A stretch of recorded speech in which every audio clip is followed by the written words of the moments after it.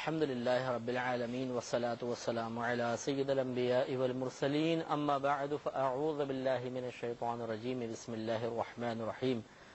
الحمدللہ پروگرام الفرقان میں آخرت کے احوال ذکر کر کے عقیدہ آخرت کی مضبوطی کی ہم کوشش کر رہے ہیں کہ ہمارا آخرت پر عقیدہ مضبوط سے مضبوط تر ہوتا چلا جائے۔ چنانچہ جو آخرت میں جو کچھ معاملات ہوں گے ان کے بارے میں جو تفصیلی کلام نبی کریم صلی اللہ علیہ وسلم نے فرمایا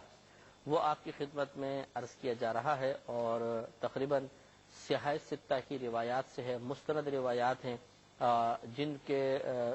جن روایات پر ہم یقیناً ایک آخرت کے بڑے عقیدے کی بنیاد یا اپنے اس مذہب اسلام کے بڑے عقیدے کی بنیاد رکھ سکتے ہیں۔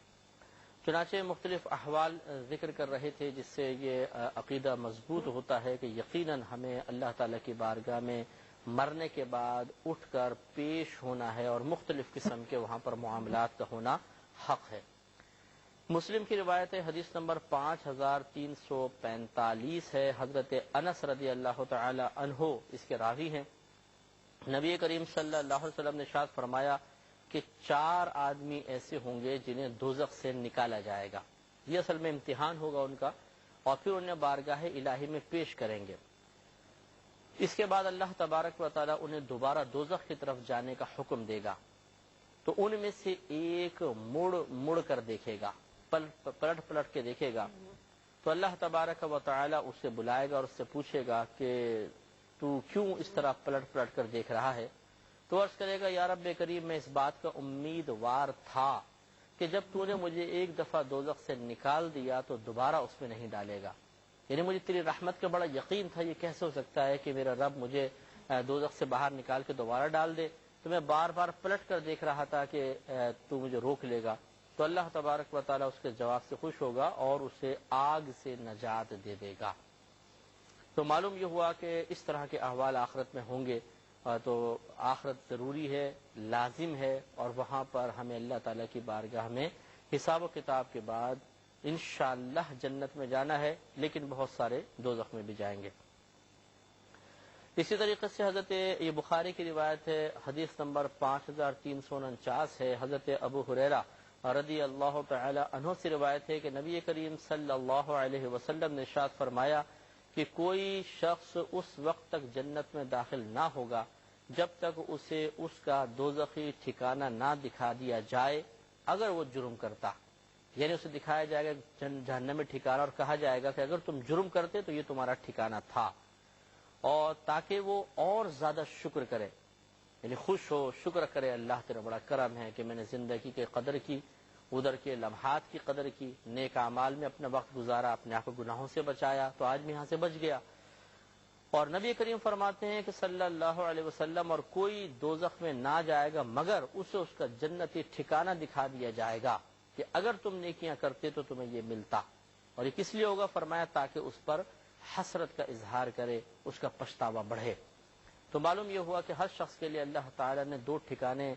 بنائے ہیں، ایک جنت میں ایک دوزخ میں، لیکن جو جنتی ہوں گے وہ دوزخ کے ٹھکانے سے نجات پا جائیں گے، اور جو جہنمی ہوگا اس کا جنتی ٹھکانہ اس سے چھن جائے گا، اور اس کی وجہ خود نبی کریم صلی اللہ علیہ وسلم نے واضح فرما دی تاکہ جہنمی کی حسرت زیادہ ہو اور جنتی کو مزید ایک خوشی حاصل ہو جائے۔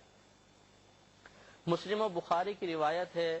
حدیث نمبر 5350، اور ہم یہ آپ کو پہلے بتا چکے ہیں کہ ہم یہ مشکات سے یہ احادیث کریمہ عرض کر رہے ہیں، اور مشکات صحاح ستہ اور دیگر چند کتب کی احادیث کا مجموعہ ہے، تو اس میں چونکہ لگاتار ایک ٹاپک قائم کر کے یہ حدیثیں جمع کی گئی ہیں تو ہم آپ کی خدمت میں عرض کر رہے ہیں۔ اس میں جو حدیث نمبر بیان کیا جائے گا وہ مشکات کے حوالے سے ہے، خاص بخاری یا مسلم کی حدیث کا حوالہ نہیں ہے۔ حضرت عبداللہ بن عمر رضی اللہ تعالی عنہما سے مروی ہے کہ نبی کریم صلی اللہ علیہ وسلم نے ارشاد فرمایا کہ جب جنتی جنت میں اور دوزخی دوزخ میں چلے جائیں گے تو موت لائی جائے گی۔ یہاں یہ وضاحت نہیں ہے، ایک روایت میں ہے کہ مینڈھے کی شکل میں لائی جائے گی، دمبے کی شکل میں لائی جائے گی، حتیٰ کہ جنت اور دوزخ کے درمیان رکھی جائے گی، پھر ذبح کر دی جائے گی، پھر پکارنے والا پکارے گا کہ اے جنتیو اب کبھی موت نہیں، اور اے دوزخیو اب کبھی موت نہیں۔ تو جنتی لوگوں کو خوشی پر خوشی حاصل ہوگی اور دوزخیوں پر غم زیادہ ہو جائے گا۔ تو یقینی سی بات ہے کہ جب ایک امید ہوتی ہے تو یا تو خوف پیدا ہوتا ہے اور یا خوشی پیدا ہوتی ہے۔ اگر انعام کی امید ہو تو خوشی، اور کسی بری چیز کے پہنچنے کا اندیشہ ہو تو خوف۔ تو جہنمیوں کو یہ امید ہوگی کہ شاید موت آئے گی تو ہم نکل جائیں گے، تو اس سے تھوڑی بہت راحت ان کو حاصل ہو رہی ہوگی، اور جنتیوں کا خوف ہوگا کہ ایسا نہ ہو ہم مر جائیں اور اس ٹھکانے سے باہر نکال دیا جائے۔ لیکن جب موت کو لا کر ذبح کر دیا جائے گا تو جنتی اپنے خوف سے نجات پا لیں گے کہ اب تو ہم کبھی مر کے یہاں سے نکل ہی نہیں سکتے، ہمیشہ جنت میں رہیں گے۔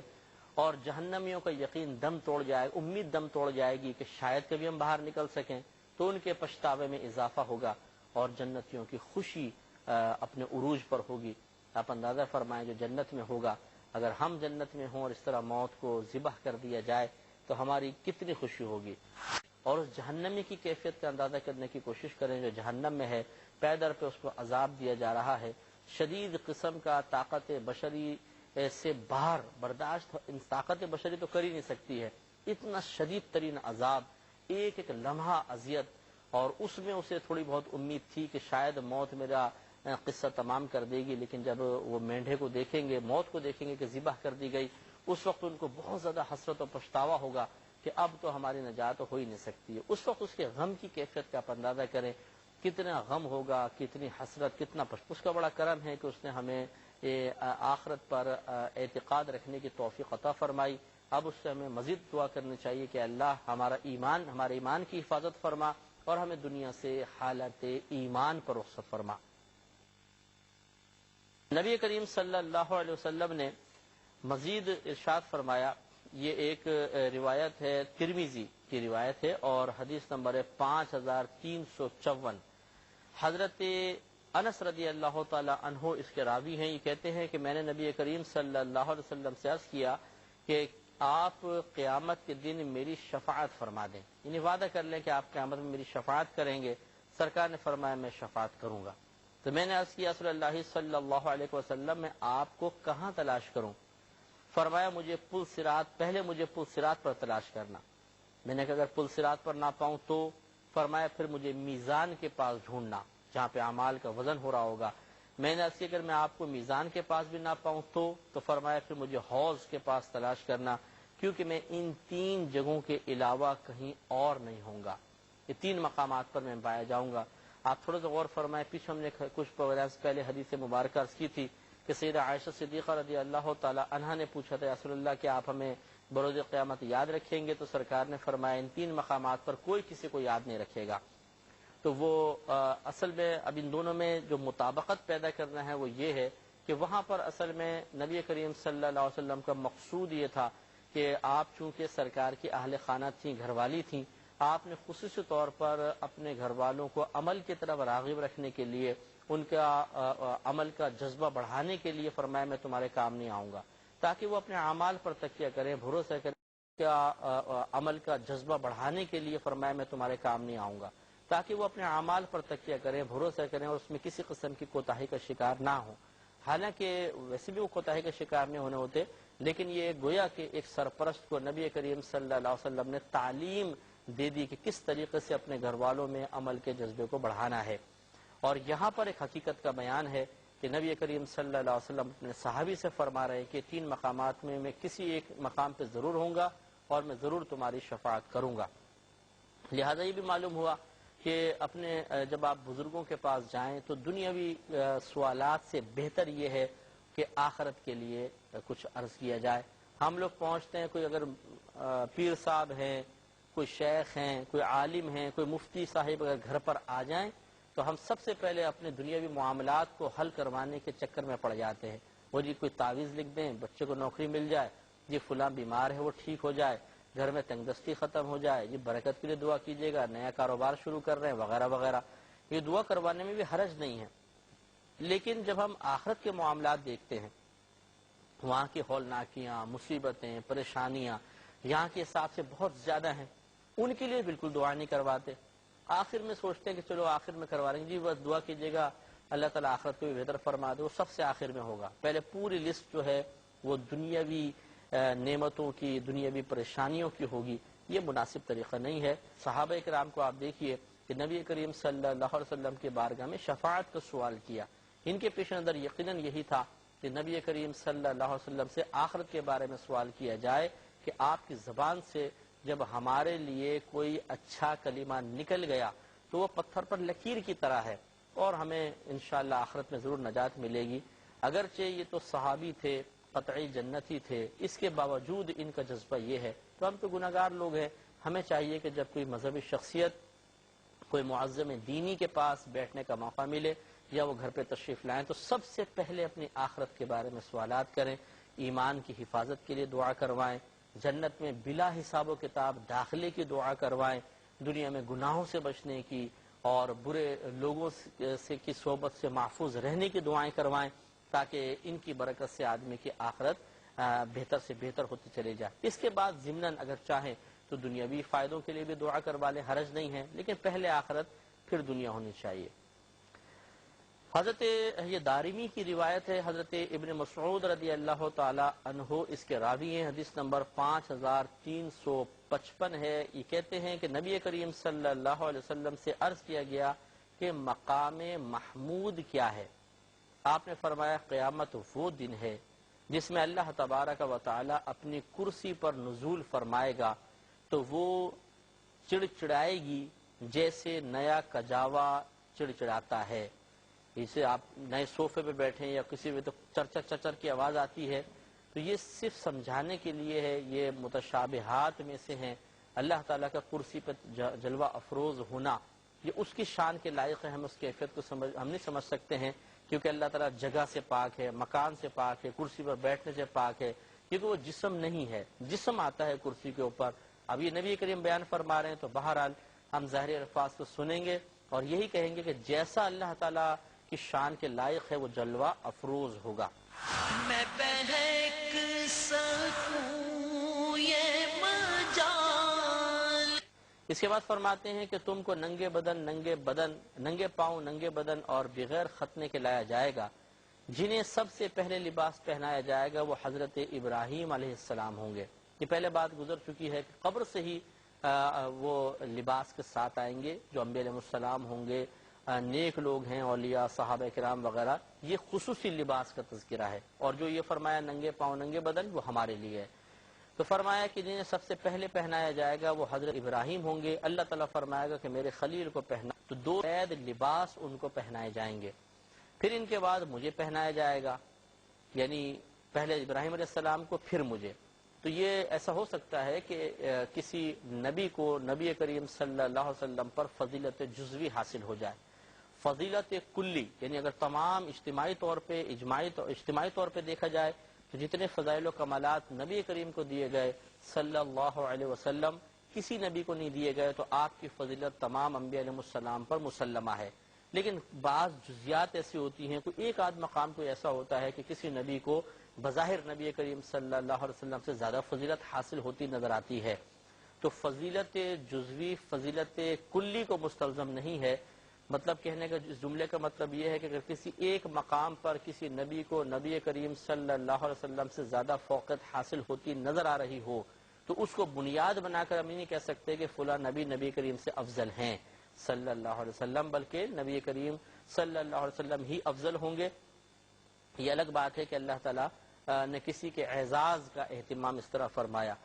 تو اللہ تعالیٰ فرمائے گا میرے خلیل کو پہناؤ، تو 2 سفید لباس ان کو پہنائے جائیں گے، پھر سرکار فرماتے ہیں ان کے بعد مجھے پہنایا جائے گا، پھر اللہ تبارک و پھر میں، سرکار فرماتے ہیں مقام محمود کی وضاحت کر رہے ہیں کہ پھر میں اللہ تعالیٰ کے دائیں طرف اس طرح کھڑا ہوں گا کہ مجھ پر اگلے اور پچھلے